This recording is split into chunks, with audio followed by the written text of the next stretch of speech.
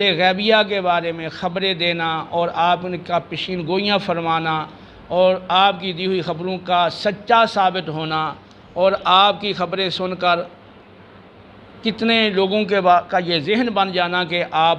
اس طرح کے آنے والے امور کے بارے میں خبریں دیتے ہیں اور وہ برحق ثابت ہوتی ہیں۔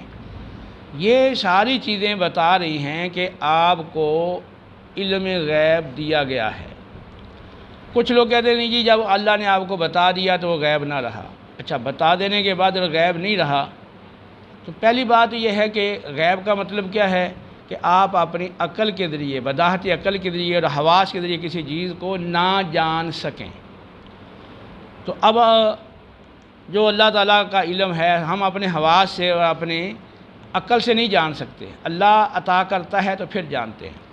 اب رسول اللہ صلی اللہ علیہ وسلم کو جو علم دیا گیا اللہ تعالیٰ کی طرف سے، تو باقی جتنے بھی لوگ